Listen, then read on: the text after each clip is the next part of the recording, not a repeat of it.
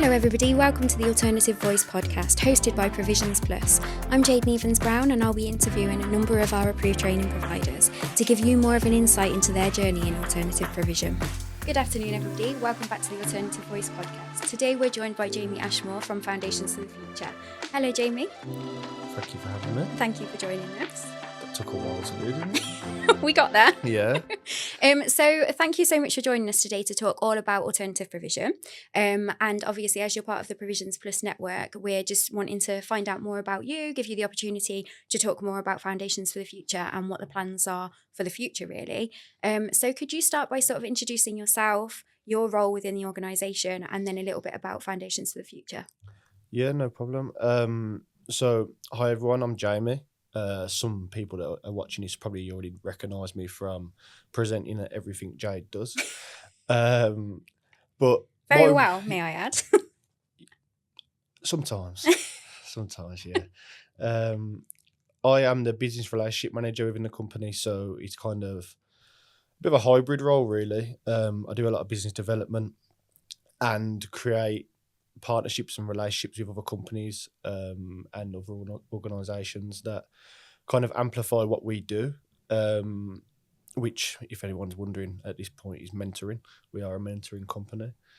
One of the big things that I wanted to come on here today is to talk about how we have as a company has rebranded, amongst other things, obviously, but the rebrand is something I'm really excited to put out there, and what better way to put it out there than to the network that we currently have with yourself and let them see what's going on first. Yeah. So what's brought on the rebranding?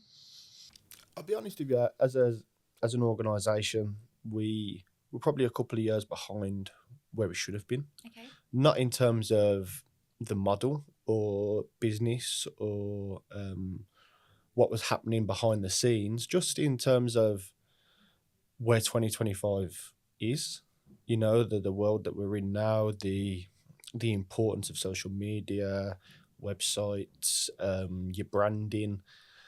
We still recognise as a company people buy into people, so we didn't want to take that away. Yeah. So it's been a really long road. It's been a 6-month job, tireless, hours after hours, days after days, repeating the same jobs and tasks.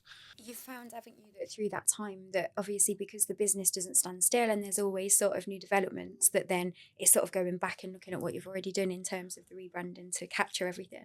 Done it loads of times. Yeah. I'll be honest, loads of times there's points where we've sat there at 8, 9 o'clock at night and gone, right, I think we're ready. And then by the end of the week, we need to add this, we need to do this, we need to change that because something's already evolved. Yeah. Which, don't get me wrong, is a really good thing.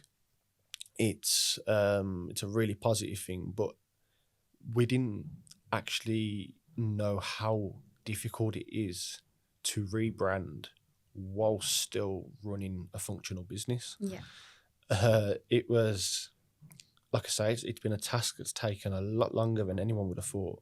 Obviously, we don't have a small team, but in terms of a behind the scenes team, we're not massive. Yeah. There's 4 of us that at different stages have done different things within this rebrand. And then if one of us isn't available, then we wait a day and then we have to check in. Have you done this? Have you done that? Lines of communication is always the most difficult thing, isn't it? Yeah. Especially when everybody's busy within their normal roles as well. And that's what you don't realise. Whilst you're doing all this, you're still having to do your normal role. Yeah. So, as I'll discuss as we go into it a little bit further, all of the things that I do on a day-to-day basis, they kind of get put here, and then all the rebranding thing gets done. And then I do my role. And that's the same for all 4 of us. And that's why you're working till 9 o'clock at night or later. Yeah. I'll be honest with you. In any other job that I've ever had, I probably could have worked longer. But never wanted to. Yeah. This excites me. I love that. There's passion there. Yeah. what we've done over the last, let's call it 9 months rather than 6 months, is a job of 20 people. And we've done it between 4 of us. And when it all comes out in the next couple of weeks. I was going to say, so when is like the launch date for all the new branding? We haven't actually, we've been that tied up with it. We haven't set a date. That's Which crazy. is strange. I know it's Yeah. strange, but the staff are being brought up to date as we speak. Yeah. We are happy with all of the elements now. So the final touches are being put on things, just to make things pretty. Yeah. And then hopefully by the end of this half term, everything will be, because you have to think about it. It's the rebranding thing. So when you launch these, just like a big consumer company, you have to have a social media agenda. You have to have a marketing agenda. You have to let all your partners and all the people around the company know that this is happening. Yeah. You have to make sure that the timing's right, that is it 8 p.m. on a Saturday or is it 6 p.m. on a Tuesday? When's the best? Think about, yeah. And all of these things, they still haven't been taken into consideration yet. Yeah. And I suppose as well, what platform you're going to go out with first. Yeah, because obviously we as a company, our platforms are all aimed at different markets. So our Instagram is mainly for the pupils that we work with to keep them up to date. If it's mental health week, if it's some other awareness week, we keep them up to date. If we've got a camp on, what's going on within the company, just less formal. Yeah. LinkedIn is aimed at driving new business and making people within the sector aware of what we're doing. The Twitter is a bit of both, and then we've got a TikTok page now, which predominantly is aimed at young people. But we've had the fact that I'm on TikTok. Everyone's on TikTok, so I'm not on TikTok. You should get yourself on TikTok. It's a good place. I think that says more about me. Or me, yeah. So all of these platforms, they're just your social medias. Yeah. And then you've got to let all your schools know that this is happening, and then you've got to let them all new business know what's happening. And it's with your social media as well. Have you got like a social media manager or anything like that, or is that does that fit into the roles between you four? It was in my role. Okay. That's big though on its own, isn't it? To have so many different platforms as well. It became unattainable. Yeah. So it was in my remit. When we got our apprenticeships, we put it into the apprenticeships. So our apprentices, they have a heavy role in content collection, editing, and posting. And even with me and those, it was still a lot. Yeah. So we actually had an intern come in who was doing journalism at university, and he's heavy on social media. So he came in, he'd done 4 weeks with us, and he really impressed us. So we offered him a contract to it's like a rolling contract. So he has KPIs to meet. But again, that all comes into the modernisation of the company. Yeah, we're now having to give people KPIs to meet, which if you look, companies are going for 8 years now. I don't think anyone would have dreamed of it being KPI driven at one point. Yeah. He's come in, he's doing excellent. Everything you see at the moment going out on social medias is him. He's getting better as well, which is good to see.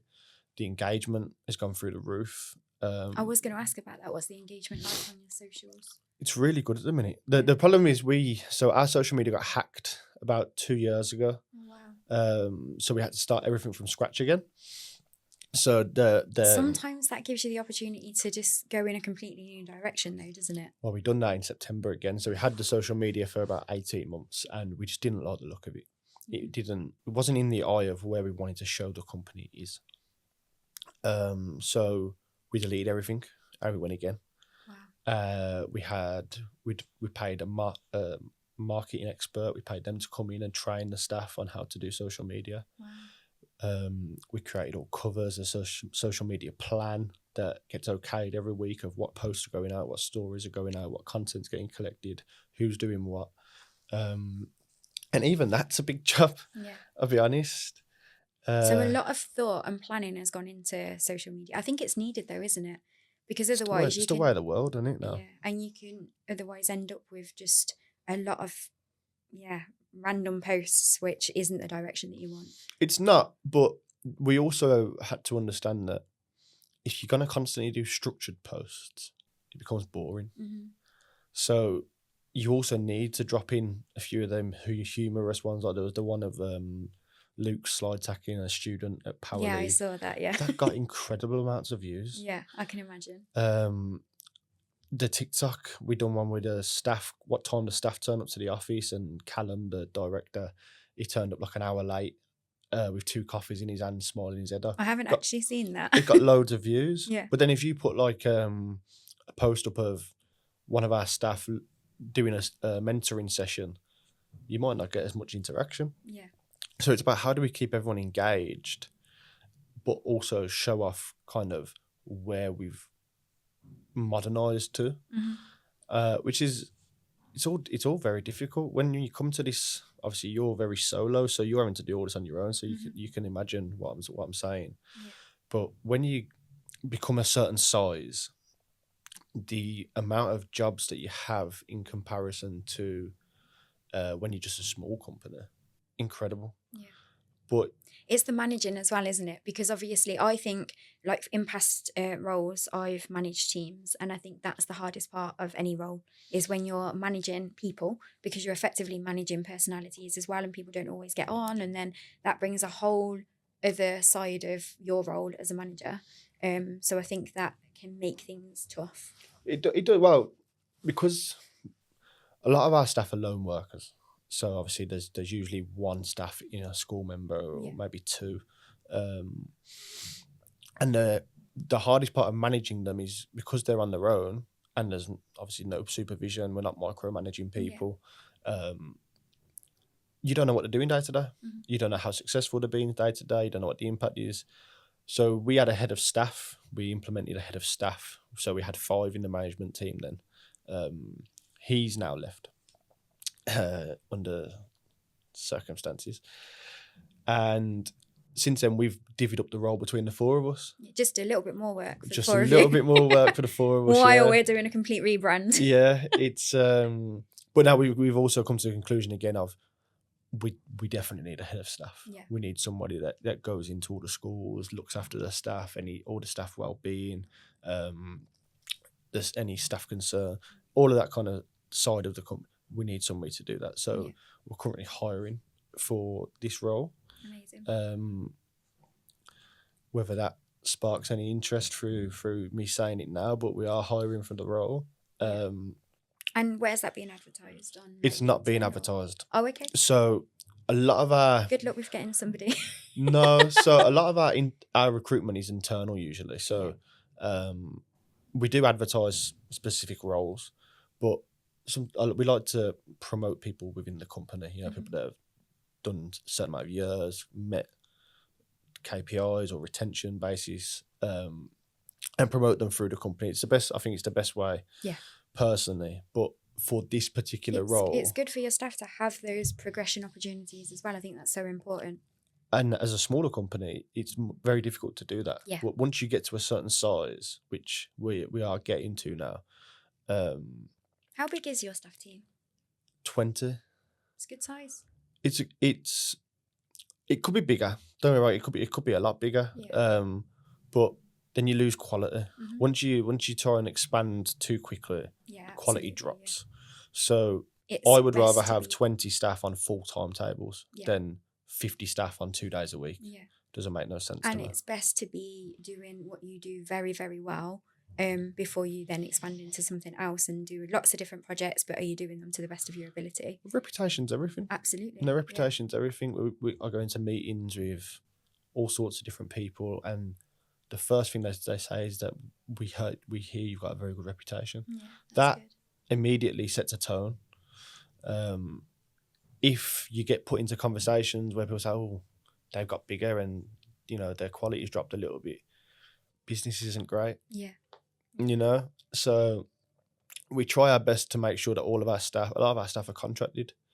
That's kind of in the space that we're in. Most people are on part-time working contracts or they're on self-employed contract. A lot of our staff are contracted, so they get paid all year round.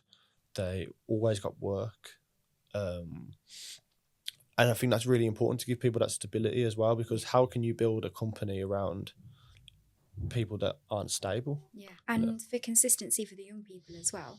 I think it's so important that the young people that you're supporting know that there's that consistency with staff, and they're not going to just mix it up and have like somebody completely different once they've built a relationship with a member of staff.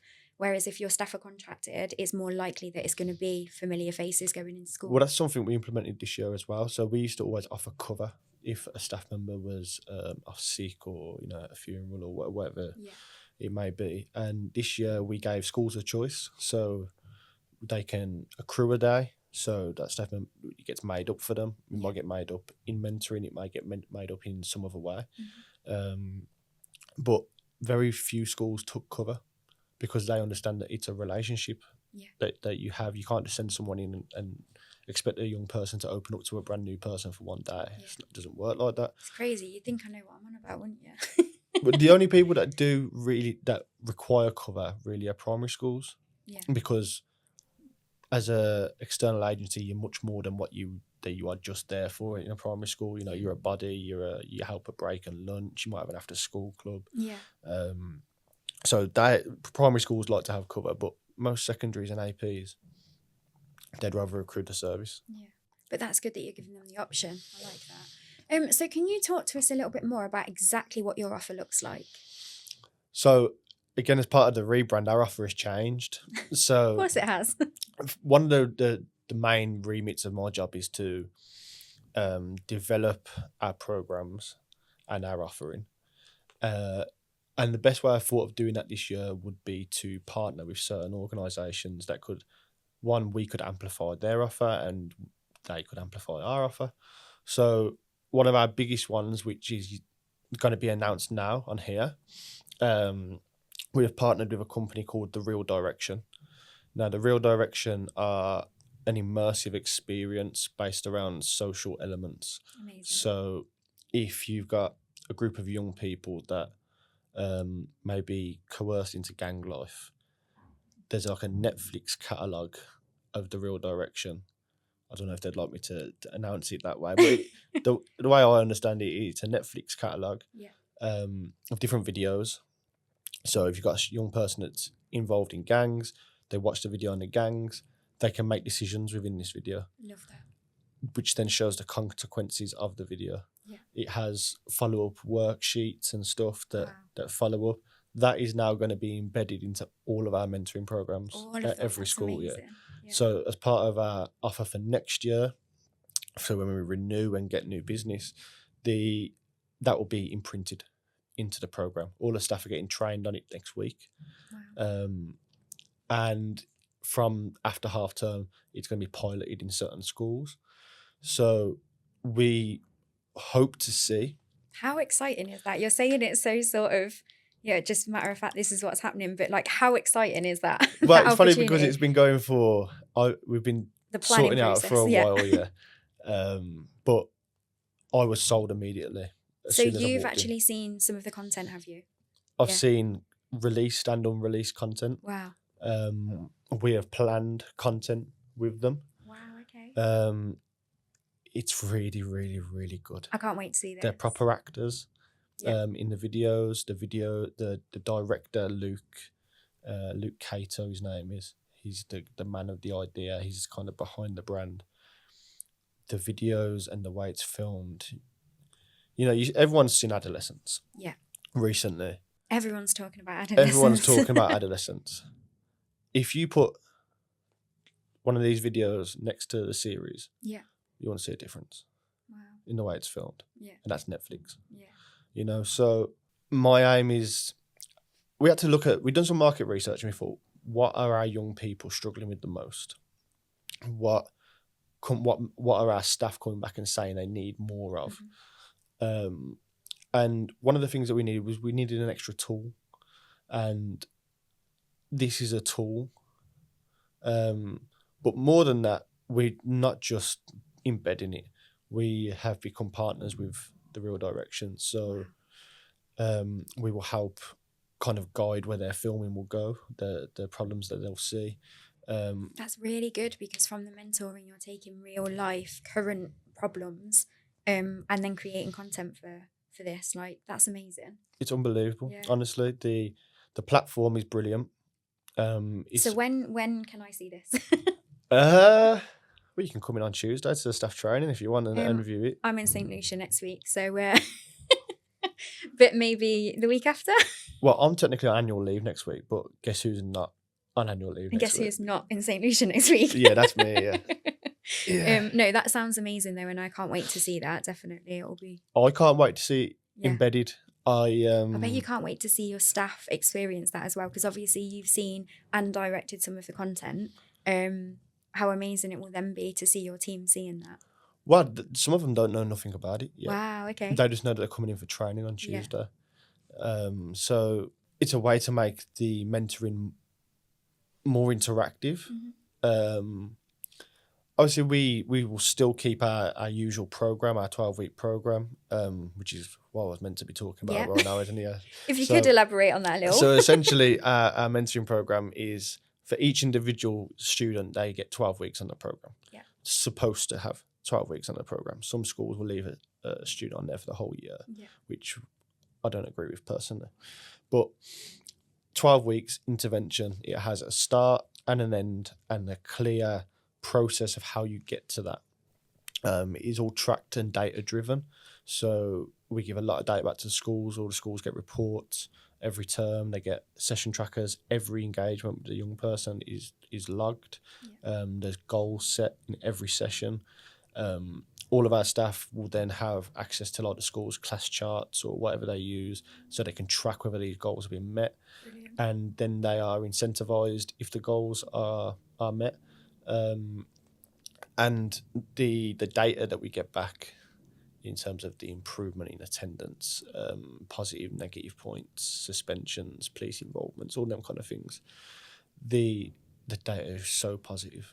That's amazing. Which means the staff are doing a good job. Yeah, which means that, they're trained well as well, because your staff are not going to be getting the impact if they're not being trained in the right way. No, and that's something else that we implemented over there. So we always done staff training. Staff training was always a thing, but the structure now, especially now we're in the new office, which is amazing. It is lovely. Love the new office. You know what? There's not one person that doesn't like the office.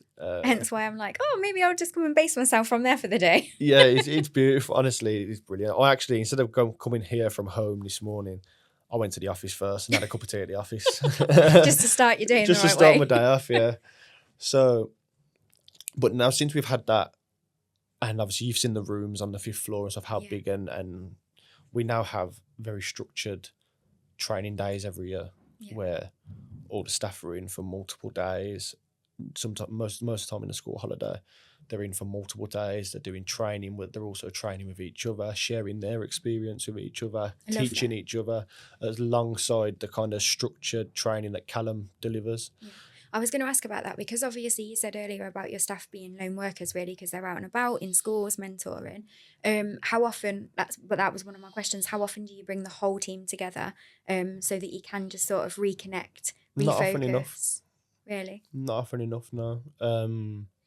Again, something that we have been working on. Yeah.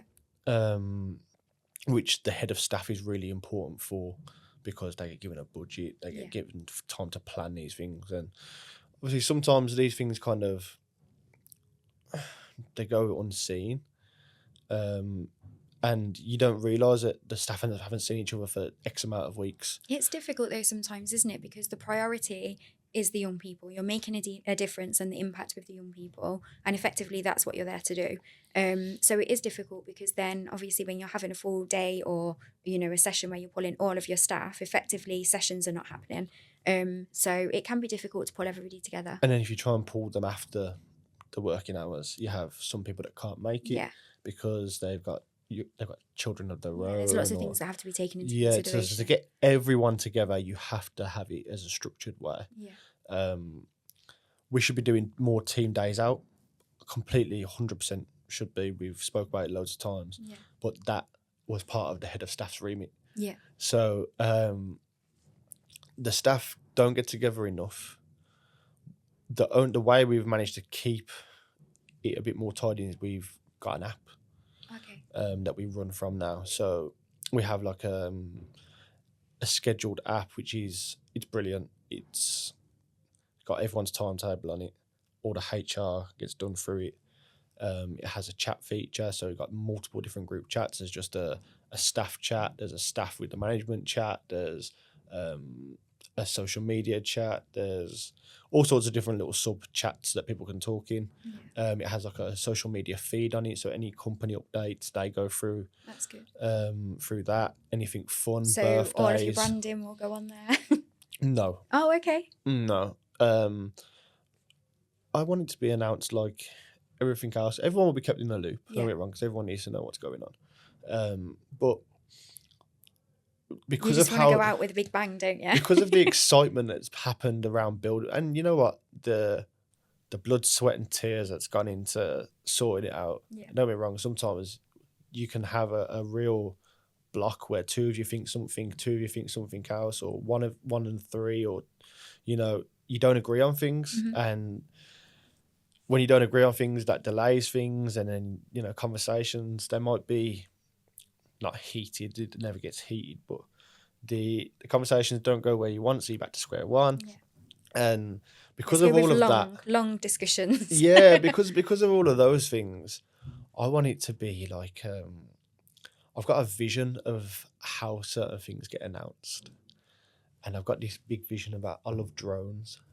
All right, so Okay. I've got this idea of, and I'll say the idea on here because I don't actually know if it's getting done. But if Okay. it does get done, right, everyone that ever watches this knows it's going to get done first. Yeah. So I've got this idea of a drone going up in the night sky outside the office. Because Okay. obviously we're on the Yeah. 7th floor, so we're high up. Go looking into the office and seeing us working. I and not actually planning love something. this. Honestly, I've really planned this out. And it watches us working, and you can see the screen, what's on the screen, and how we're having discussions around things. And as it turns around, our logo is going to go in the sky like the Batman symbol. Okay. Right, here we are. Here we are. It's going to go up like the Batman symbol. Transitioning to day, and our staff doing what they do. Yeah. But within this video, it's going to have the new website. It's going to have the new brochures. It's going to have the new uniform. It's going to have the new programs. Everything is going to be incorporated. It's going to be like a short film. Yeah. I So want this to be. sounds amazing, but this is something that just an idea at the moment. It's not just an idea. But you've not actually started the process of this. A little bit. Okay. A Well, you little heard bit. it here first, guys. Yeah, a little bit. I've got my drone man. He's in. I've spoke to some of our partners. They love it. Yeah. But that's kind of a hard launch of everything. There will be soft launches before that. Yeah. But then we are going to do a film, essentially. I can't wait to see this. And this film is it might have some alternate prestige in there. Obviously, I've got to get myself in a suit on the film, ain't I? But the one thing that you're really excited about for that is wearing a suit, I think. Again, like I said before we started recording, I was thinking about it last night. I was thinking what I'm going to wear. What colour do I go for? Just for the record, the Alterna Prestige event is our awards event that Provisions Plus are running this year in July, and Jamie is going to be one of our presenters at the event. So he'll be presenting the awards on the evening. So that's why a lot of thoughts going into the outfit that he's wearing, I think. Wow, yeah, it's there's always cameras around. Yeah. Who knows? There might be a drone. Maybe not. Not health and safety regulations of the drone. We do have an outdoor area. Okay, but they are quite flimsy though. You can't be windy or anything. This is what I'm saying. This is how much planning has to go into. Yeah. You can't have a certain level of wind when you fly the drone. You can't It makes rain sense, when you fly yeah. the drone. So we've got to pick the perfect day, the Yeah. perfect evening, and it's all just got to fall. It's crazy. Yeah. All of these things, these are what you see in big companies do. Yeah. And to have the conversation of what big companies do, talking about ourselves, is where the excitement comes from it, because we want to be a big company. It's not. I'm not going to come on here and lie. I want to be. Well, we want to be nationwide, Yeah. potentially global. Like this isn't something that's going to die out in Birmingham and come to an end. Yeah. This is something that's needed more and more. Absolutely it is. Yeah. And because it's needed more and more, you need like-minded individuals that will come together and kind of put the rubbish behind you of, we're competing with you, they compete. None of us are competing It's for not about nothing. that. Yeah. It's about making as much of an impact as we possibly can. Absolutely. So I'm a big advocate of people working together. I'm a massive advocate of it. If that means that you get a couple of less grand and we get a couple of less grand, and this is shared, and that's if we are really all in it for what we say we're in it for, those things don't matter. Yeah, absolutely. It's about having the impact on the young people, isn't it? And ultimately, like, again, I'm a huge advocate, clearly, from Provisions Plus about bringing people together to make a difference. And if that means like how setting businesses up so that they can collaborate and see opportunities that are there for them to work together, then absolutely, I think it's essential for that to happen. Will you link me in with Dominant Sports Group, didn't you? Terry Harvey. It's the Harvey Sports. Harvey Sports Group, yeah. So, Yeah. it's essential that we all, even if we go and meet and there's nothing we can do together. Yeah. Or at that point, but there might be something in the future that then an opportunity comes. Or there might be something that he says or I say, you know what, I'd like to buy into that. Yeah. I could buy into that. Might be able to mould it slightly different, but we can buy into that. Yeah. And if we're all in the same sector, then everyone can work together because you're all doing, you might not all be doing the same thing, but we're all doing something. Yeah. And even if there is, so say for example, there's another mentoring company that are also a part of Provisions Plus Network. And there may be similarities in certain things that you do. Obviously, every training provider they have their own approach. So there's always going to be differences, but there may be some similarities. But at the end of the day, not one provider cannot meet every child's needs. And it's about having a network whereby you can recognise that actually maybe we're not the most suitable service for this young person, but we know someone else that is, or we know another organisation that could probably meet need better. So having that sort of platform where you then have collaborated with other training providers and you can then signpost families or young people or schools, then we're having more impact because you're still helping that young person. And you know what, there's not, I mean, I spoke to people, I'm not going to bring it out on here, but I spoke to people and people don't want to work together. Yeah. There are people like that don't want to work together. They think, wait, I'm going to lose business because you're going to gain business. Yeah. And I take it as a compliment because it means that you're a little bit afraid that what I'm doing or what the company's doing is better. Yeah. So, it's, I am willing and the company is willing. I've got the backing of the two managing directors or three now directors when I say this. We are willing to work with everybody and share everything and create a holistic approach to improving the experience for these young people. Yeah, I love that. And that shows because of the amount of, like we call you the partnership man, but because of the amount of partnerships that you have set up with other organisations to make a real difference, that shows it's obvious that you want to collaborate with other organisations. Well, you'll see them on the new website. I have had a sneaky peek. Yeah, you'll see them on the new website. There's a couple I'd like to bring up in this, just so people are aware that, we are not just your mentoring company. Yeah. We've partnered with BCU, so Birmingham City University.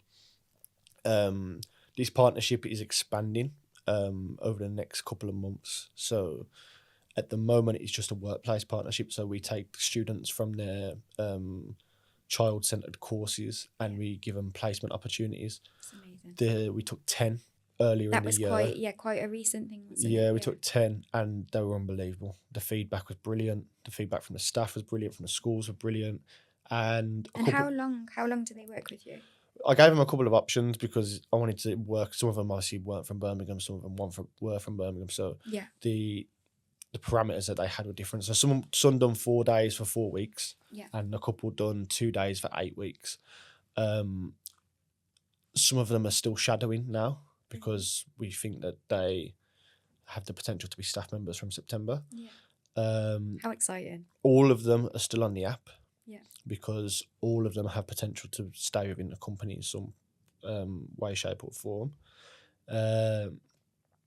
So that's one of them. That's expanding soon. Like I said, we're going to start doing projects with BCU, research with BCU, taking on more placement students. So that one's a big one and one I'm quite proud of myself. It's my idea. Obviously. Obviously, I've spoken You're about like, I'm taking the credit for that one. yeah. The real direction, obviously, I've spoke about will be our flagship program from now on will be embedded. So, can I just ask, with that, was that something that you knew the kind of thing that you wanted and you went out to try and find it, or the opportunity presented itself to you and you were like, this is the one thing that we need? Well, funny enough, the directors, so Aaron and Callum and Luke, they knew Luke Cato, the director, before. I did. Obviously, I'm from a different side of Birmingham to everyone else within the company, so I didn't know him. Okay. So I brought it up to them and I said, look, I found this. I think it's a really good idea. They said, we know him, da, da, da, da, da. So I was like, okay, cool. So I made contact, went down, and funny enough, their office is literally around the corner from ours. I didn't know. So I went down and I spoke to them away from everyone else. Obviously, they already have a person, so I just wanted to see if this was right from my perspective. Yeah. And I was blown away. Honestly, I was blown away. And I thought, you know what, we have to, in some capacity, work with these guys. And it took a while.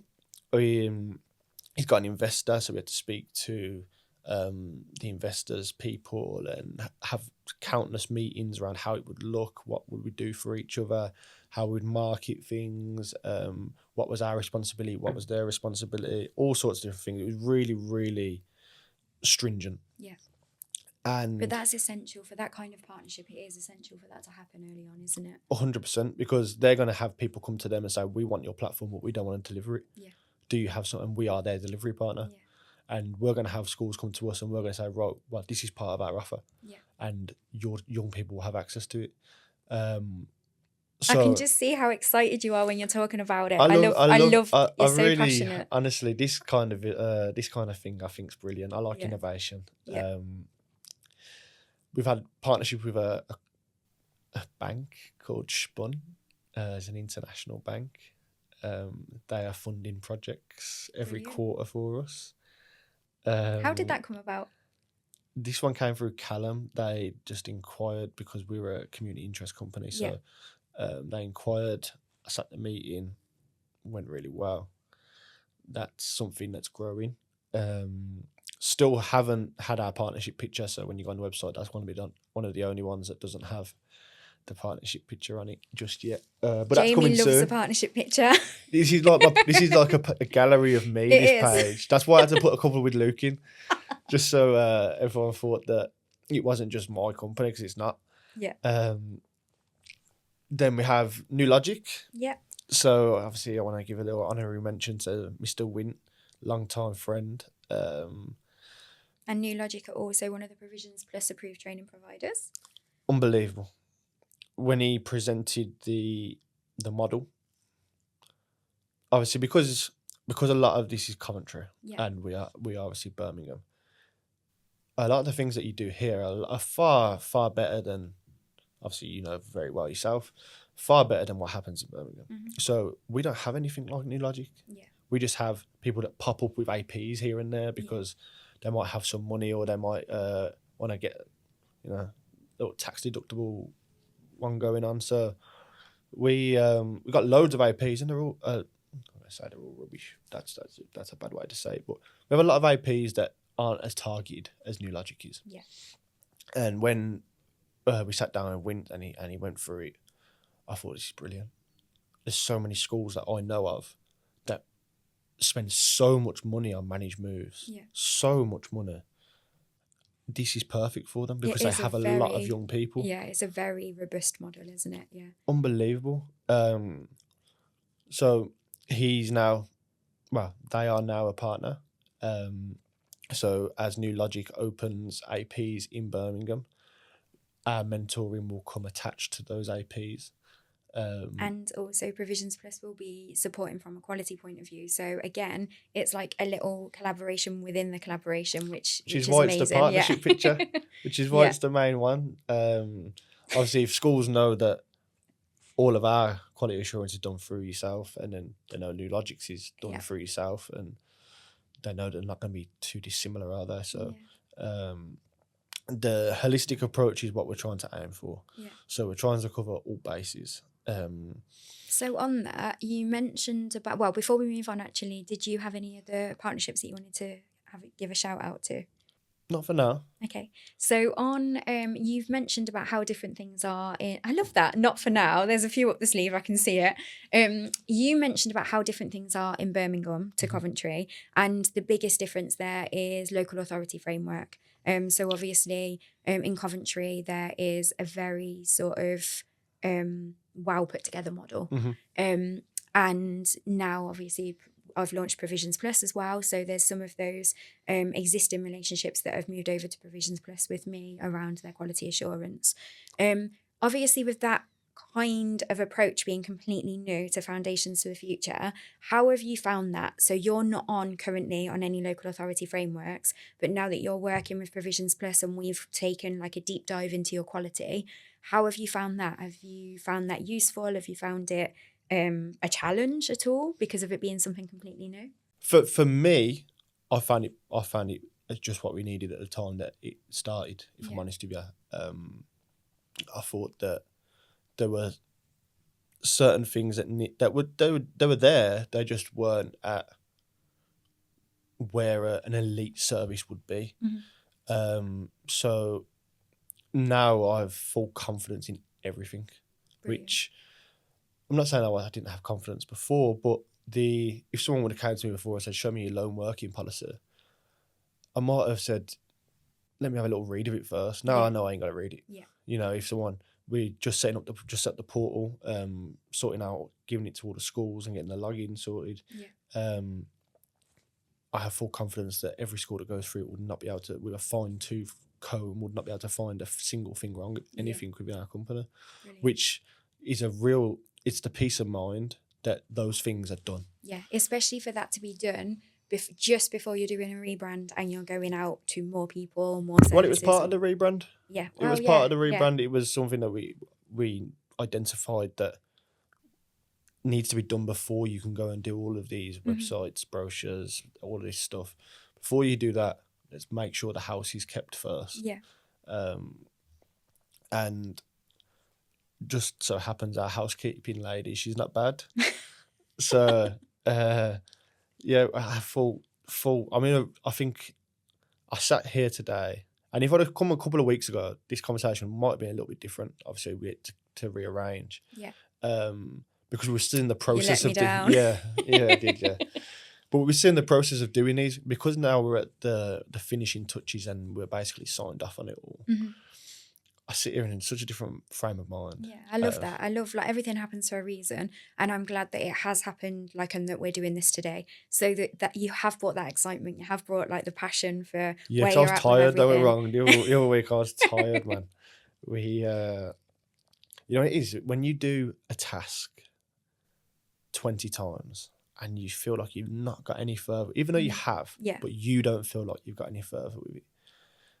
It was like such a huff and puff, and we've got to do this again, and we've done the provisions page on the website 17 times. Yeah. Let's do it for an 18th. Let's change the pictures again. Let's change the write-up again. Let's add this provision again. The footer's not got this. And honestly, there's a lot to think about. Honestly, even though we had a website developer and he was really good, me and Luke actually created every single page. Not necessarily the graphics and the content, but we done all the write-ups, put everything. We went onto Canva, right? And I know you can make websites on Canva, but we didn't do that. We just created every single page, put like shapes where we wanted shapes, how we wanted it designed, what pops up where, I love that how it because you flips. knew exactly what direction you wanted to take with the website. After a while, we had to look at a lot of different websites, and we looked at some websites and I was like, that's crap, we don't want that, we like that though, we want that, that's great. So currently because we're still in the filming process, but every single page that you go onto the website has its own designated video. Wow. As soon as you go onto the landing page of it. Yeah. So our I wonder if provisions, there's any drones in there. not yet. I might just do We're saving that one, are we? It might be for the camp video, yeah. So the provisions video, Yeah. as soon as you go on, it's on. Join the team. As soon as you go on, you see our staff getting trained by Callum and the video of that. We're going to do an apprenticeship one for our apprenticeship page. The homepage video is nearly done. I will show you after this. Is nearly done. Brilliant. Honestly, it's brilliant. It's so... What a nice feeling to know that you are loving like what that's looking like now that you're almost ready. I'll tell you who doesn't love my missus. Really? Because she's like, Jamie, we're in bed. Stop working. Stop watching that video of yourself again. Stop work. She hates watching the videos, which doesn't Really? like. I don't know what it is. I like watching myself back, but she doesn't like it. But she's like, stop working every night. Stop working. Yeah. You shouldn't be working at this time. And it's either going off in the group chat and we're planning something, or I'm still doing a little bit here, a little bit there, and I'm like, I don't want to. Yeah. I think, so I absolutely see where you're coming from with that. And I think that there's lots of people that go through that, isn't there? Like my husband's the same with sort of timings that I'm finishing work. But obviously it's my own business as well. So you're having to put in, like you said earlier, like I've got one member of staff who's ad hoc, and then I've got a member of staff who's part-time. So And generally, and a dog. And a dog. But full-time. generally speaking, like everything falls on me to make sure that everything's ready. So that means, especially early days of a business, that you have to put in all of the work. But it's not just a case of having to, it's a case of wanting to. And I can see that in you as well. Like you're excited about what you're doing and you don't want to stop working because you're excited by it and you want to drive it. And even though it's and I think the guys will vouch for me on this, even though it's not my company. Yeah. I speak about it like it is. Yeah. I present myself like, top dog. Yeah. But I'm not. But I love your honesty there. I think people understand that I love it. Yeah. And, for example, the two directors or managing directors of the company, they can go away for 6 weeks if they want. And they could trust that Luke and I will have everything under control. Which is amazing for them. Unbelievable. Yeah. Unbelievable. What a place to be in. Yeah. That obviously, I'm not saying they can retire. We're not quite at that point yet. But they could if they want. No, well, maybe. But to know that there's people there that are going to do everything in the best interest of the company. Not in the, I don't do everything in the best interest of myself. Obviously, I have to look after myself and my job role within the company. But I do everything with the view of making this company great. Yeah. Because greater. Why do it if you're not wanting it to be great? Why are you there? I could go work in a school. Yeah. Could go and do something else. Good luck with that one.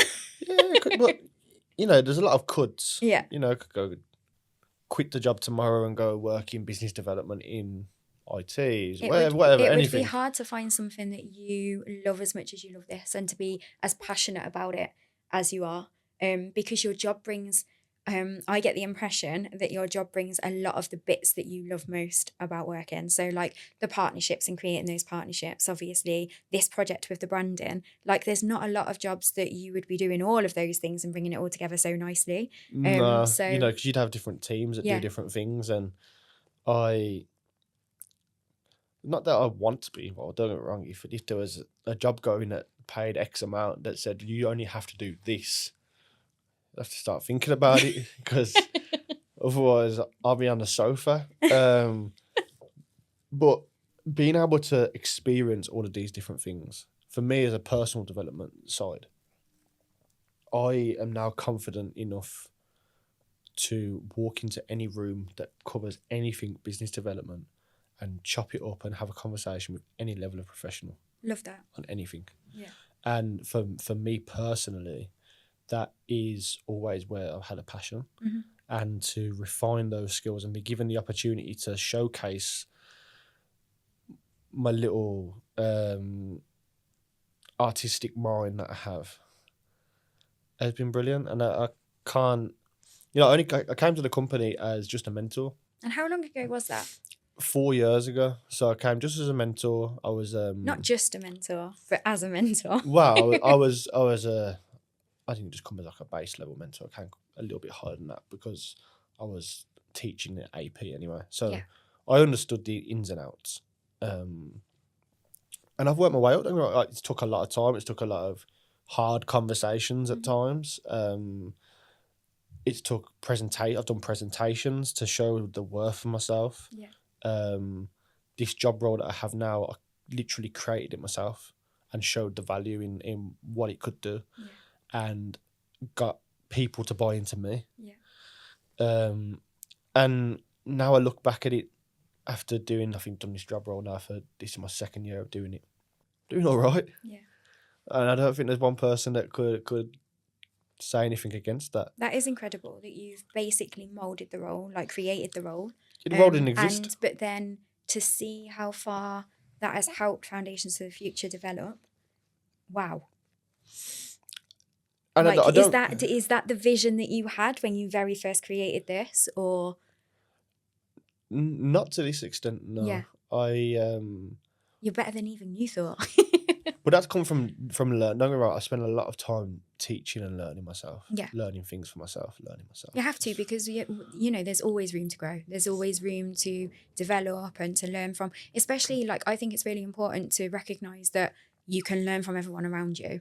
But it's also good that you came in as a mentor, that you started in AP, you've come in as a mentor and worked your way up. I think that's so important. So I did the same. I started as a volunteer in AP and worked my way up. And then when I left Coventry, I was operations manager for the AP framework, which I'd created. Mm-hmm. And I think it's so important because you then value all of those roles of the whole team, the people that you're working with. You value and respect them because you know exactly what each role incorporates, so you know what they're doing. And I think it's really important that the people, not necessarily above you, but the people that you learn from, or you take bits of, as a person when you're growing, you take bits from other people, don't you? Yeah. And not always just people that are in roles above you, though. Like, I feel that you learn from everyone around course, you. But I'll give him a shout out on here. You love a shout out. Go on. No, but Luke Shearer. Yeah. Now, I work with this man every single day, right, to stupid hours. We eat lunch together. We go to the gym. I spend a lot of time with this bloke, and he's my boss.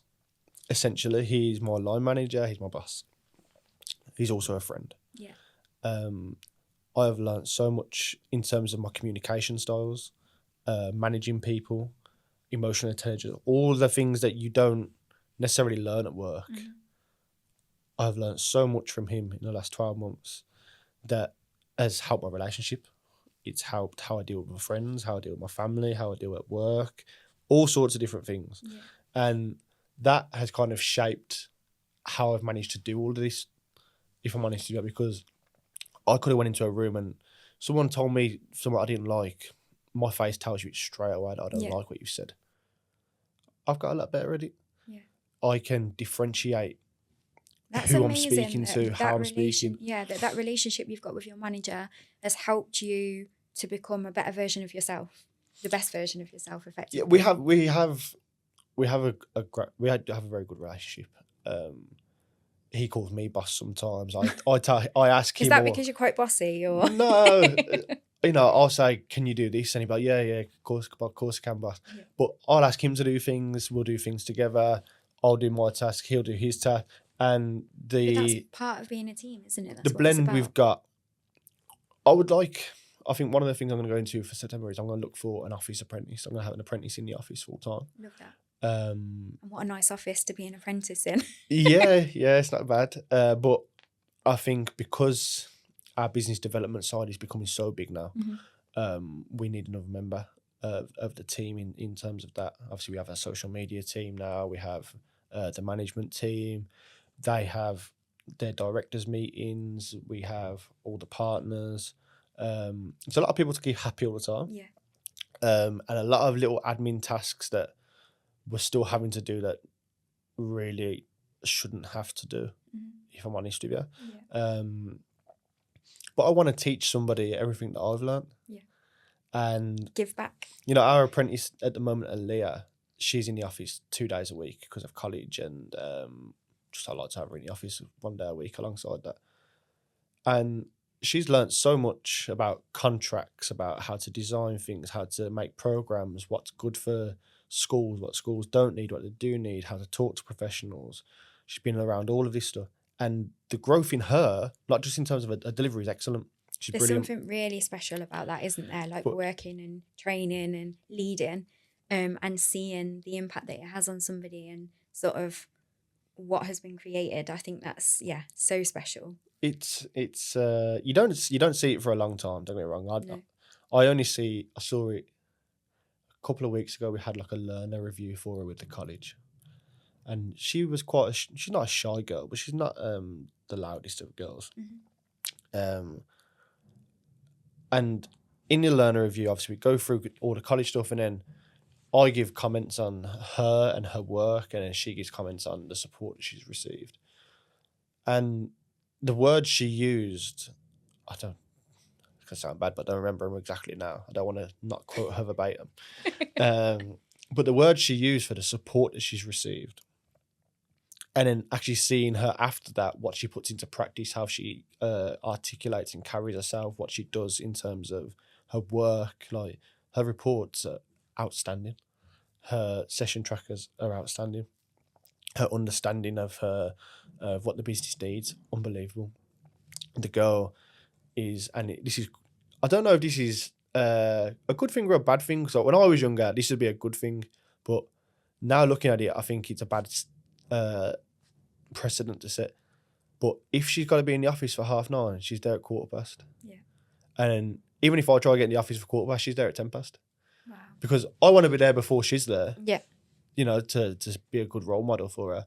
But I can't do it. I can't get there before because she'll always get there earlier. That's amazing, because I always say, like, you can't teach work ethic, Mm-mm. but actually there are with the right leadership, you can create a situation where somebody wants to do the very best and they want to be the very best. And I suppose in some degree that is creating a positive work ethic. That's amazing. I get to that work when so she's in dedicated. there and she's already doing something. I haven't given her a task at this That's point. brilliant. And Use I an walk initiative. in and she's doing something. Yeah. You know, she's not an apprentice where, you know, she makes a cup of tea. There's none of that. Yeah. You know, You can make your own tea. Yeah, she's not expected to make teas, take the bins out, or, you know, all them Yeah. crappy apprenticeship jobs that you would have done when we were younger. Yeah. There's none of that. She does very targeted tasks to develop her, and she sets herself tasks. I don't have to manage her at all. Yeah, that's brilliant. So moving on to like impact, obviously you're having a huge impact there. Can you talk to me about what you think is like, talk to me about the impact that Foundations for the Future are having on the young people that you're working with? The young people that we work with, obviously it's very easy to talk about the impact in the data. Mm-hmm. The data is brilliant. Yeah. You know, the impact that they have that. But when, and again, this comes back to the head of staff a little bit, but when we go around the schools and we see the reaction that the young people give to our staff, even if they don't know them, they just know the badge. Yeah. You know, we've become associated with people now. They just love everyone. And socially, and I spoke about this on another podcast, the social element of school is non-existent now. You know, I put it on my LinkedIn yesterday, like we teach them algebra and the tutors, but we don't teach them how to do a presentation. We don't teach them how to speak to each other. Yeah. We don't speak to them how to differentiate between who they're speaking to. None of that.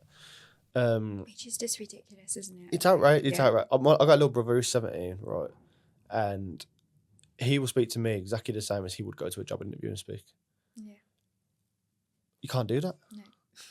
You can't do that. But he's But never if been they're not taught differently. yeah, if it's not never been taught taught, differently. yeah. I didn't do a presentation until I was in university. It's the first time I've ever done a presentation to a It's group of crazy, people. isn't it? Yeah. Now I could stand in the room in front of a room of 300, 400, 500 people and not give a toss about doing a presentation. You know what I mean? So Or present an awards event. or presenting an awards event. Yeah. I'll be honest with you. I might be a little bit nervous for that one. Depends how many people are there. How many people have you got? We've actually sold out of the first a sit-in, which was 90 tickets, so we've increased to 150. 150. Yeah, so you'll be fine. 150 is light work. But yes, going back to the impact, sorry, that our staff are loved in all the facilities that they're in. Once it gets to September, and he's like, "Oh, we might need to take this staff member out and put them somewhere else. You know, we might have a new school that we need them to try." Oh no. And obviously, we want people to buy into the company and not necessarily just our staff member. Yeah. But the fact that nobody wants our staff, our retention rate's incredible of schools that we have. Yeah. And that's down to the staff. It's not down to anything else. It's down to the impact that the staff have with the students that they work with. Yeah. And, you know, just the other people that they come into contact with. Because they're the face. They're out on the ground. They're the face every single day of Foundations to the Future. So if they're doing something that's a little bit like, what's that practice? That's ultimately setting a negative tone, isn't it? So for the schools to be feeling that way about your team, they're obviously doing an incredible job. You know, we've got a really good blend of young, hungry staff and experienced staff. Yeah. All of our staff go on to mentoring level 3, so all of our staff get qualified. Yeah. You've got a really diverse team as well, haven't you? Very diverse team, yeah. Which is only going to get further diverse, by the way, which I can't really talk about on camera. Okay. But it's about, obviously schools request certain things, or educational places. Obviously we work in colleges as well, but they request certain things and we try and meet their needs the best we can. But even if we don't meet their required specification, the staff member that we put in there, they just fall in love with them. Yeah. You know, that says a lot about recruitment as well, because like it's again coming down to like managing and knowing sort of what you want your team to look like. It is hard, very hard. It's especially because obviously most people are on their game in an interview, and they present what they want you to believe they are. But then when you start working with staff, they might not necessarily be what you've believed them to be. So it could be difficult. It can be very hard. We've had to change the whole interview well, I've took it upon myself to do it, and I don't think anyone else knows I've done it. But obviously, I do now. I do the hiring, so I do a lot of the hiring. Yeah. And some staff we bring on and it works, some doesn't work. Yeah. Obviously, that happens. That's business. And it might not work for them as well.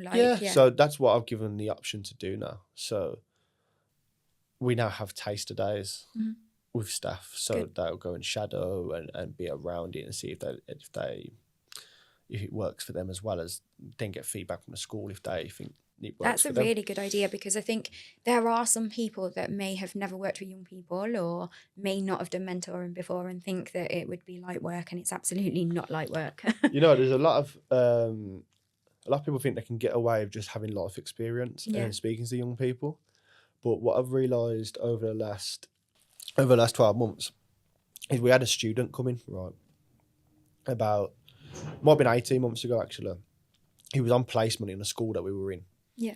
And Aaron took a real liking to him from seeing him around the school. So we offered him a part-time job while he was at uni. And he has set the world alight. Honestly, he's come in. He's quite an imposing figure. He's a tall lad. Yeah. He's come in and he's refined his practice. And because he's at uni, he's doing working with young people in their families course. He has added theory to everything that he does, based off what he's learned at uni. And every single school he's had is extended already, without a discussion. That's brilliant. They all love him. Yeah. Just other schools have came on based off recommendations of him. Wow. So he's created a full timetable for himself based off his own work. And this is why I went down the BCU route, because that's where he went to anyway. Yeah. The life experience isn't enough no more. You know, especially if you're going to have a young workforce, because what life experience, obviously you do have some, but limited. You're limited, if you're young. So that's the phrase I'm looking for, limited. But if you can make Like, up for because that on with that, sorry, theory. if you just think, how old were you when you first started working with young people? 22. And I was 19. So think about the person you were when you were 22 to the person you are Nightmare. now. Like, the growth that you go through, even in the last 2 years that you've been doing the role that you're currently doing, the growth there, the personal growth and the professional growth. So yeah, like, life experience is limited when you're younger. It is limited, and you know it's not always a positive life experience because you haven't quite. When we done the ACEs training not long ago, it takes a long time to get over things. It does. You know, I opened my eyes a little bit to things that may have happened to myself or my own family in It the did me as past. well. Things that you just don't think about. No, because you just Yeah. put them back here, Yeah. and you think, oh, I've got over that. Yeah. But really, there's something else to it, and there's someone else that might be impacted differently, Mhm. and you know you have to look after them and look after you. It's, I mean, if you're a young person, you're 22, 23, coming to this line of work, and you've had those ACEs. Yeah. I very much doubt you've managed to have the emotional intelligence to get over it. Yeah. And So, then the young people that you're working with and their experiences, that could be a trigger all over again. yeah, Yeah. and you see that as well. You do see triggers, Mhm. not in the more experienced staff, but the younger staff. They're like, "Whoa, that took me back a bit." Yeah. Especially when you put them into certain schools. Yeah. Obviously, we have the City of Birmingham schools contract at the moment, so we facilitate all of the COB schools, all 7 of them, and I put some of the placement students into there. Yeah. And these are tough places. You know, you get kicked out of mainstream and then kicked out of AP. Chances are you're in a COBS. Yeah. And they're tough places. There's small buildings. It's intense. And some of the students were like, "Whoa, I didn't expect that." Yeah. And often as well in that setting, even just generally in AP, everything goes so quickly and every day's different, and you can go through so many experiences as a member of staff that you get no processing time for. So something can happen, but you now need to go back into your next session, or you need to obviously put the young person first because that's who you're mentoring. And then you can get to the end of the day and you could have gone through like 4 or 5 really extreme situations that you've not processed throughout that day. So then at the end of that day, it's like, wow, okay, breathe. And that's a lot at any age, I think. When I first came, I had 3 COBs on my timetable. I just took someone else's timetable that I replaced, and I had 3 COBs. 2 were one was in Borsall Heath, one was in Sparkbrook, and the other one was in Kings Heath. And I saw things with young people and heard things about young people and experienced things with young people that I didn't realise happened at that age. I'll be honest. It's an I've had eye-opener, people isn't it? pull up on the car park, baseball bats, multiple cars looking for one young 15-year-old boy. Yeah. You know, a couple of the lads that I've worked with, unfortunately, are in prison now. A couple of them quite high profile as well, in terms of they're in the news and stuff. And when they were sat there talking with me, and I'm quite, my style was kind of strip this facade back off young people and speak to who, you know, their actual 14, 15-year-old self. Yeah. And I'd sit there and have conversations and I think, you know what, you guys are brilliant. Absolutely brilliant. You're just in a bad place, or, you know, you've been led down a wrong path, or your necessity means that you're doing something you shouldn't be doing at that age, or in general. Or the sense of belonging. The sense, Wanting to belong to something. whatever their reason being for where they are, there's always a reason. Yeah, You know, people aren't just bad people. Yeah.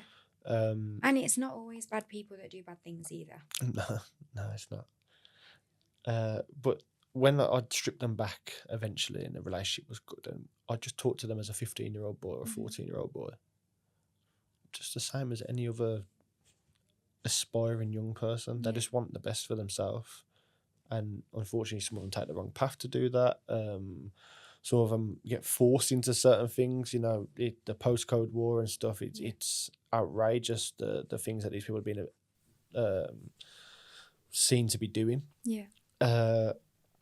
And then, you know, if you're basic rules of the street, your friend gets stabbed, there's retaliation in there, or someone gets shot as you know. So what happens? One of the young people I worked with, his house got shot at, and his mum was in the living room. Oh my gosh. So immediately, you're in a house and your mum gets shot But What do you think? everything about that situation is horrendous. What do we expect that young Yeah. person to do now? Mhm. Especially in certain areas, because it's ingrained that you're tougher than in other areas. So you're not going to sit there and cry in a hospital that your mom's been shot. You're on the phone. Oh, so and so, this mom's been shot. Do you know who it was? Do you know you're using your contact list, and the exposure that they have to be able to get weapons and to be able to have access to people that are willing to do certain things. Sometimes you sit there and think, well, what do you expect this young person to do? Like, really, what do you think they're going to do based off of that? Yeah. And then they're coming to school at 9:30 or 9 o'clock the next day. It's, why are you late? With no sort of recognition for the whole challenge that they may have faced that morning or the evening before. Why have you not got your uniform on? Yeah. Like, why is this even important right now? Like, yeah.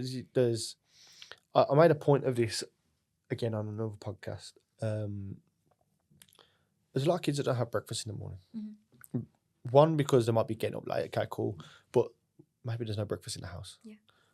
There's a lot of kids that have to take their younger siblings to school because parents are unable to do so because they have to work, or they may have whatever it might be. That is massively overlooked. Like, that in itself, the amount of professionals I feel that probably overlook the amount of responsibility that young people have in the Lot. morning, because it might not be something that they, as the professional, like as that person, they may never have experienced that. No. But so many families, that's a common thing where their older children are responsible for helping with the younger children, or for so many different situations, and that's just completely overlooked. The young person's uniform might be dirty, but mum can't afford the electricity that night. Yeah. Or the electric's gone overnight because they haven't put extra on the bill, and the fridge freezer's defrosted, so they ain't got no food. Or there's so many, especially in the crisis that we're living in at the minute.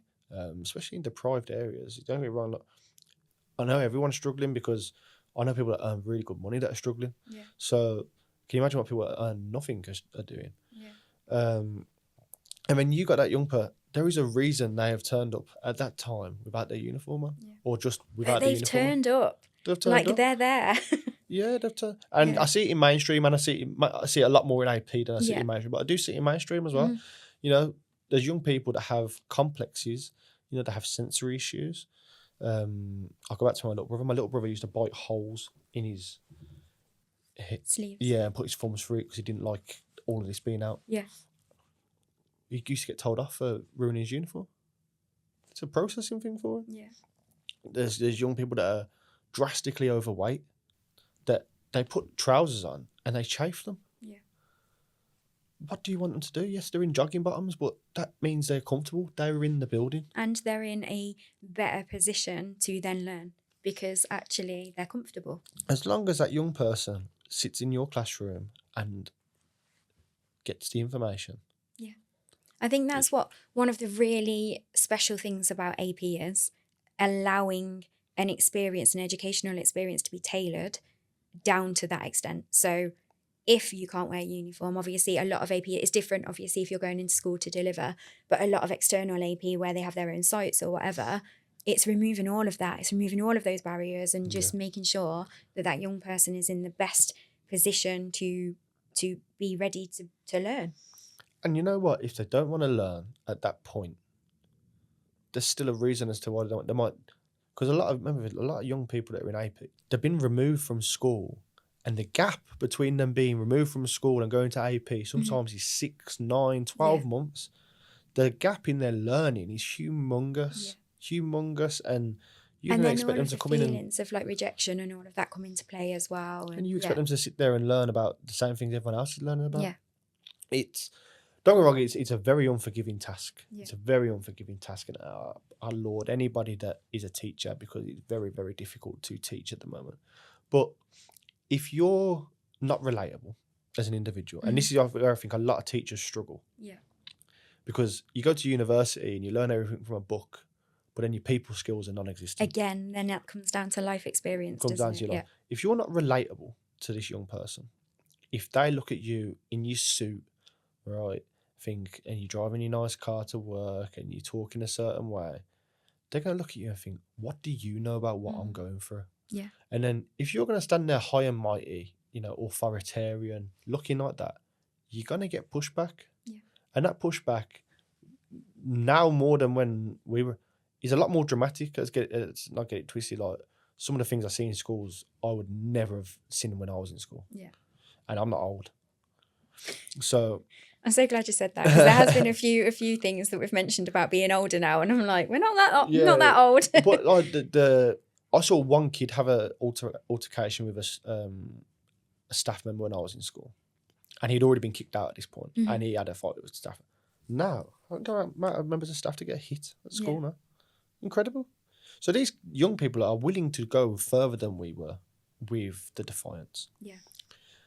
That might be because of what they've learned or what they're seeing. So whatever the reason for that may be, I think the peer pressure around that is far worse as well, though. But then if you go into a classroom with a member of staff who he might not be the world's best teacher, right? He might not know the subject as well as others do, but you see his behaviour management of his classroom and how relatable he is to young people, and the young people know he cares. Yeah, because he gets better grades than everyone else. Yeah, because it all comes down to relationships, doesn't it? Everything does. You have to have that. You have to have a positive relationship with the young people to be able to make any impact. I truly believe that. You have to. Yeah. We done as a company. We done a 9-day in-house AP before Christmas. Completely out of the ordinary for us. We've never done anything like this before. Yeah. We had 25 students for 9 days straight. Before, just coming up to the Christmas break, 9 days straight, 9:30 till 2:30 in 2 classrooms.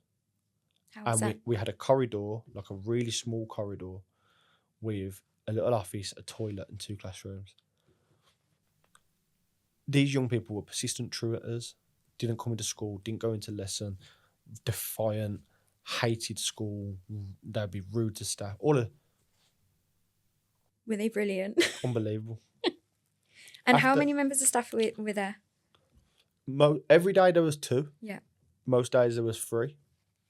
On the odd day, there'd be 4. Yeah. But in that 4 was our apprentice. She was one of them.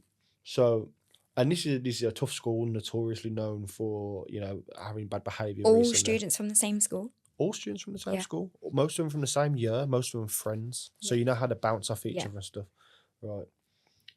Tell me why I didn't have an issue with truanting. Really?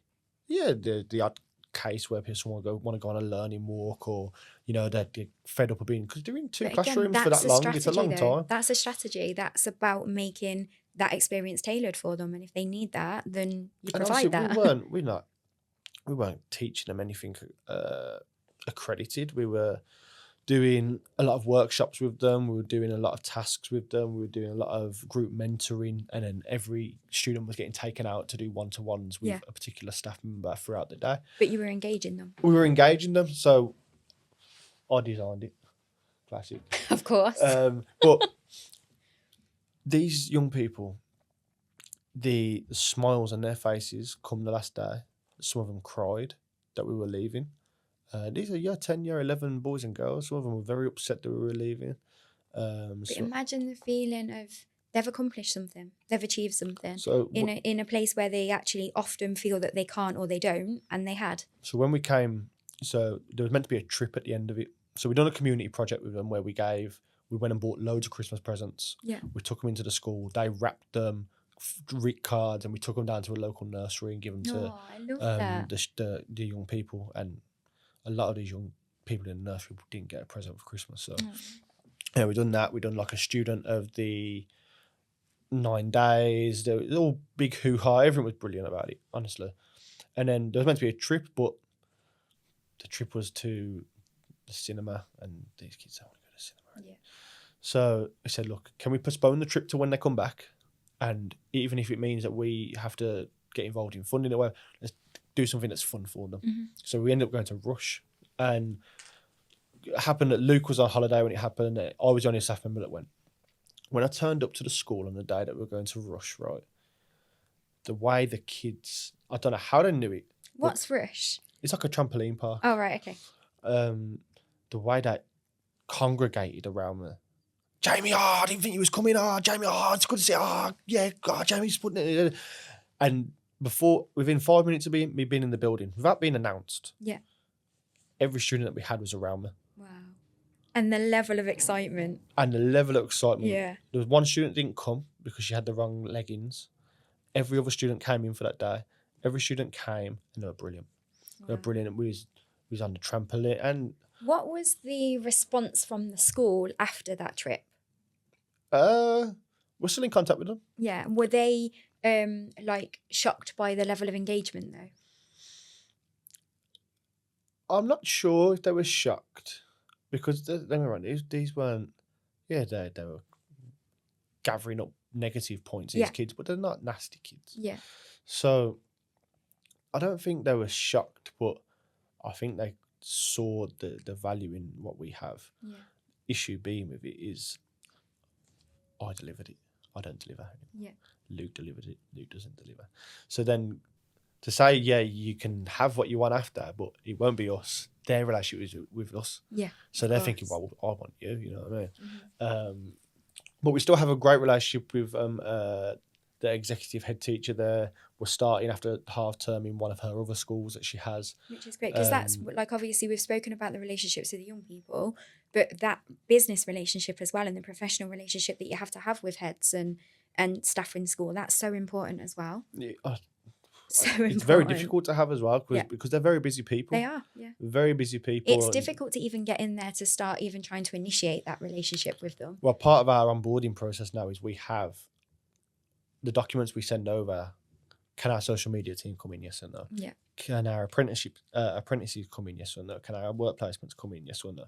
Can we do staff drop-ins? Can we do staff performance reviews? We have all these different categories that we now cover, and the schools sign off on them before we start work there. So all of our DBS, so whether it's me, Luke, the head of staff, whoever it may be, we can just go and drop in the school. Yeah. Because we're all cleared to go. So if that means that we go and we speak to another member of staff, or we just go and have a look around the school and, we can go and do that now. Yeah. And that's based off of the relationships we built with them. Because if we were a new company coming to you, you'd be like, do I want a random member of your staff walking around the school? I don't know you. Yeah. So all of our schools are very comfortable with us just coming in, dropping in, sending staff to shadow. We've got one school, a primary school, that said, you need to train any staff, train them at our school. Wow. If you need anyone to shadow, let them shadow at our school. That's trust, isn't it? That's amazing to offer that opportunity for you to train your staff within their school as well. It's brilliant. And you know what? A lot of the schools, and this is a credit I give to them, is they actually put some of our staff on courses that we don't know about until they've done the course. Wow. Honestly, some of our staff have said, oh yeah, I've done that course. Oh, the school paid for it. And it's like, but you're our staff member. Yeah, but the school they says fine. obviously see the value in what you're delivering, though, don't they? To be able to to make a decision to do that. I think the value, it speaks for itself. Yeah. I think it does speak for itself, and I think we're at a point now where if you don't see the value, and you think that that it's overpriced or you need something out, then we're at a point now where what's best for you, then you go in that direction. Yeah. It's. We know what you're bringing to the table. We don't do like a lot of companies will cold call, whatever sector you're in, you cold call them. We got this, you got this, you want this, can I speak to so and so? We don't really do that. No. I have done it, don't get me wrong, I hate doing it. I really don't like doing it. But I don't really do that now. Yeah. Schools will just come, or facilities will come, we have just companies that come and say, look, we've got this opportunity. Do you have any young people? Do you have any funding? Can you facilitate? Yeah. I had a conversation yesterday with someone. Oh, I've got funding for this. Do you have any staff? I'll give you the funding. And I think we're at a point now where we're sitting a little level above a lot of. I don't want to say it like that. We're sitting on a place where we are very happy. You're confident with what you're offering, yeah. So one of the next steps for us now is we're becoming a training provider. Obviously with yourself as well. Yeah. So for anyone watching this, I rang Jade in December. I think it was December, wasn't it? I think so. maybe Yeah. November, December. I said, look, we'll be thinking about becoming a training provider. We're going to do the course, but funny enough, we needed a quality assurance provider within the training to become a recognised centre. Straight away, she was on it. I don't know where she is at with the course right now. I'll be honest with you, I've been Where busy. are you at with your course? But before the next academic year starts, Yeah. Jade and Provisions Plus and Foundation of the Future will be an approved training centre for companies to come and put their staff through accredited training modules. So if you are a mentoring company, we can train your staff in a mentoring level 3. And I don't say that from any perch or, we are better than you because we can train you. I don't say it like that. But there's if an you look opportunity online, there, if you look online and you look for a training level 3 or level 4 or level 5 course for your staff, the price is outrageous per staff member.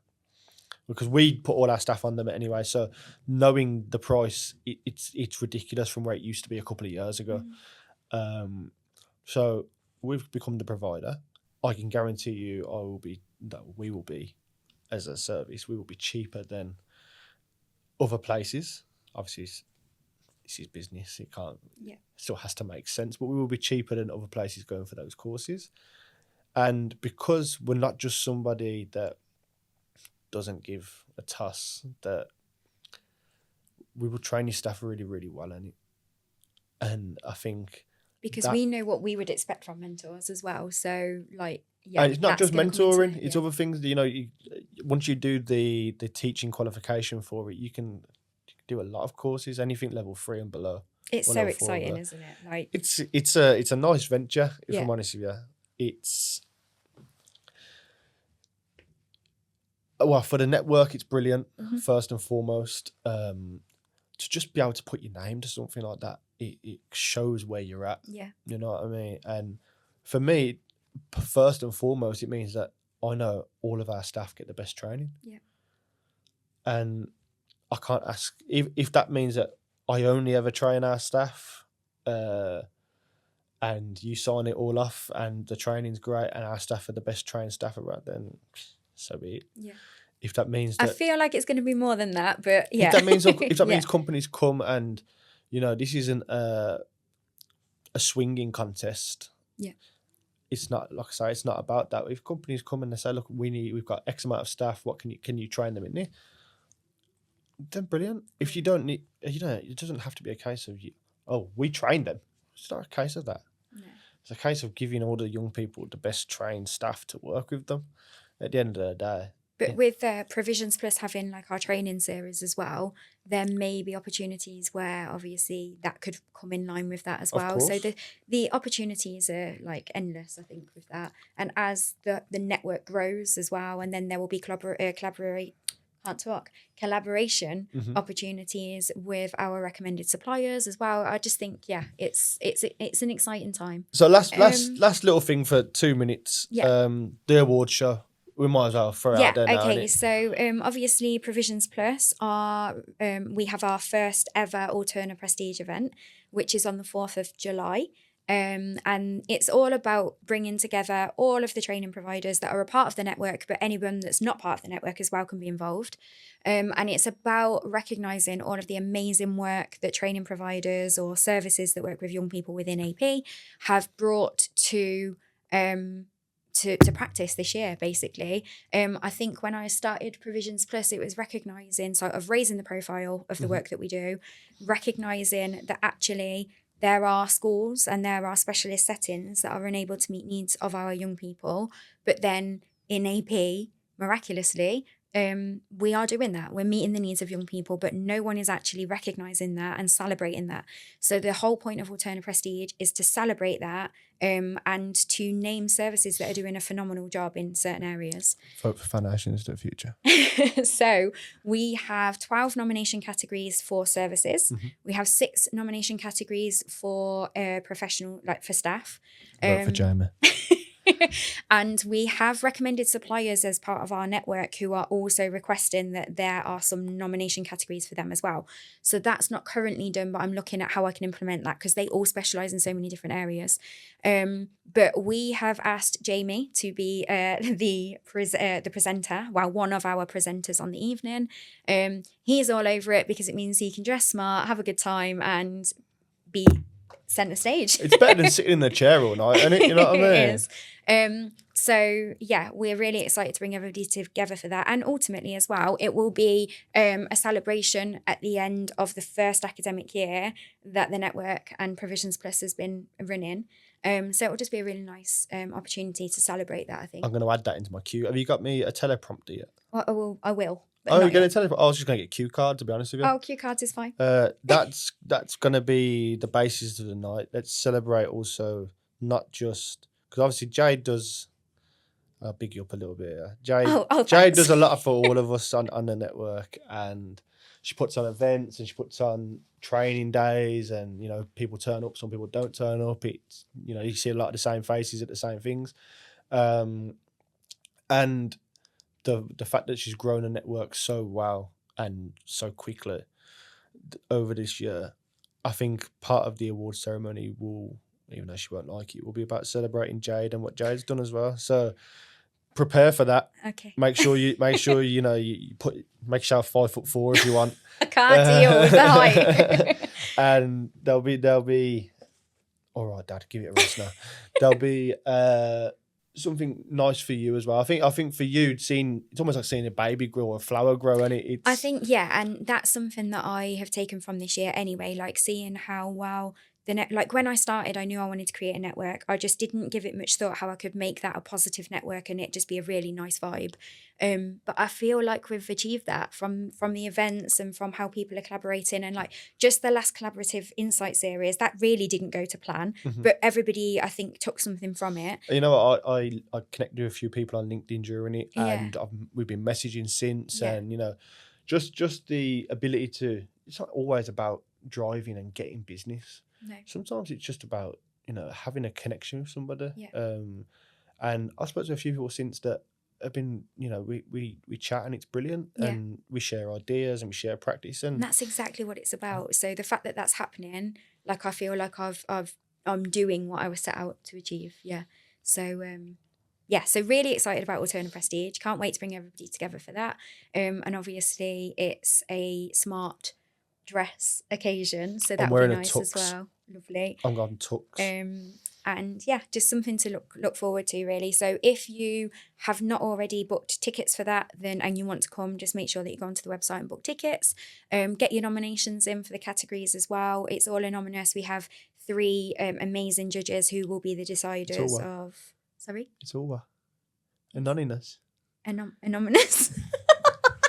We'll crop that bit. Yeah, no, we won't crop that bit. It's impossible. And we to have crop. amazing judges who will decide on the winners for all of the awards as well. So I think that's a really good place to end. Vote Jamie for best podcast. And I just, again, thank you so much for joining us today. It's been really nice just sort of sitting down and having a conversation about everything that's happening with Foundations. It's better than over the phone, isn't it? It is, yeah. So thank you very much. Thank you for having me. Thank you. Thank you so much for joining us today for the Alternative Voice podcast. We hope that you found today's discussions insightful. If you wish to find out any more information about Provisions Plus, Alternative Provision, or today's guest, please get in touch with us at info@provisionsplus.co.uk, and we will be more than happy to help. Thank you.